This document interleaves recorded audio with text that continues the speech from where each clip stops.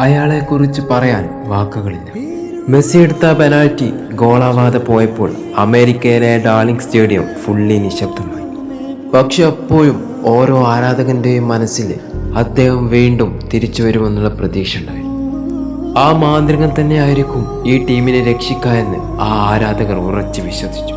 പക്ഷേ മെസ്സിയുടെ ആ ഗോളിന് അധിക സമയം വേണ്ടി വന്നില്ല. മത്സരത്തിന്റെ 38-ാം മിനിറ്റിലാണ് മെസ്സിയുടെ ആദ്യ ഗോൾ പിറക്കുന്നത്. What a beautiful goal! പക്ഷെ ആ ഒരൊറ്റ ഗോളിൽ മെസ്സി തൃപ്തനല്ലായിരുന്നു. അങ്ങനെ മത്സരത്തിന്റെ 95-ാം മിനിറ്റിലാണ് ആ രണ്ടാം ഗോൾ പിറക്കുന്നത്. ആ ഒരൊറ്റ ഗോളോടെ ഞങ്ങൾ ഉറപ്പിച്ചു, ഈ അർജന്റീനിയൻ ടീമിൽ മെസ്സി ഉള്ളിടത്തോളം കാലം ഈ അർജന്റീനയെ ആർക്കും വീഴ്ത്താനാവില്ല.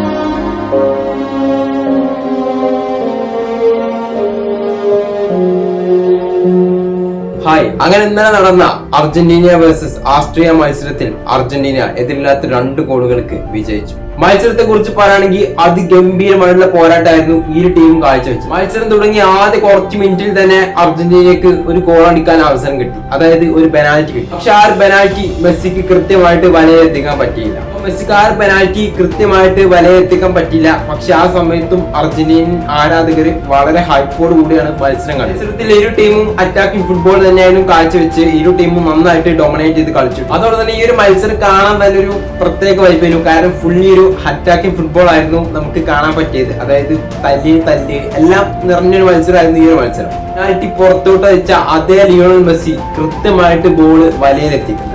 അർജന്റീന ഗോൾ നേടിയതിനു ശേഷം നന്നായിട്ട് അറ്റാക്കിംഗ് ഫുട്ബോൾ തന്നെയായിരുന്നു ആസ്ട്രിയ കാഴ്ചവെച്ച്. പക്ഷെ അവർക്ക് അർജന്റീനിയൻ ഡിഫൻസിന് മുന്നിൽ കീഴടങ്ങേണ്ടി വന്നു. So Argentinian defence very amazing. ഇനി ഒരു മത്സരത്തിൽ എമിലിയാനോ മാർട്ടിനസിനൊന്നും പ്രത്യേകിച്ച് ഒന്നും ചെയ്യേണ്ട ആവശ്യം വന്നിട്ടില്ല. അതായത് എഫേർട്ട് ഇട്ട് കളിക്കേണ്ട ആവശ്യം വന്നിട്ടില്ല. അതുകൊണ്ട് തന്നെ വളരെ മികച്ച പെർഫോമൻസ് ആയിരുന്നു ആസ്ട്രിയക്കെതിരെ അർജന്റീന കാഴ്ചവെച്ചത്. അങ്ങനെ സെക്കൻഡ് ഹാഫിന്റെ അവസാന മിനിറ്റിലാണ് മെസ്സിയിലൂടെ തന്നെ അർജന്റീന വീണ്ടും ലീഡ് ചെയ്തത്. ആ ഗോളിന് മുന്നേ തന്നെ ഒരു ഷോട്ട് അടിച്ചിരുന്നു. ആ ഒരു ഷോട്ട് ബ്ലോക്കിൽ തട്ടി വീണ്ടും റീടേക്ക് വന്നു. അതാണ് വീണ്ടും മെസ്സി കൃത്യമായിട്ട് വലയിലെത്തിച്ചത്. ആ ഒരു ഗോളോട് കൂടി അമേരിക്കയിലെ ഡാർലിംഗ് സ്റ്റേഡിയം പൊട്ടിത്തെറിക്കാൻ തുടങ്ങി. കാരണം അർജന്റീന ആരാധകരുടെ ഒരു വിളയാട്ടം തന്നെയായിരുന്നു അവിടെ നടന്നത്. സോ അപ്പൊ എന്തായാലും ഈ ഒരു വീഡിയോയെ കുറിച്ച് നമുക്ക് ഇത്രയൊക്കെ തന്നെ പറയാം. അപ്പൊ എന്തായാലും നിങ്ങളുടെ അഭിപ്രായം ഒപ്പീനിയൊക്കെ താഴെ കമന്റ് ചെയ്യുക. വീഡിയോ ഇഷ്ടപ്പെട്ടാൽ ലൈക്ക് ചെയ്യുക. ചാനൽ സബ്സ്ക്രൈബ് ചെയ്തവർ സബ്സ്ക്രൈബ് ചെയ്യുക. സോ നെക്സ്റ്റ് വീഡിയോ ആയിട്ട് കാണുന്നതായിരിക്കും. എല്ലാവർക്കും ഗുഡ് ബൈ.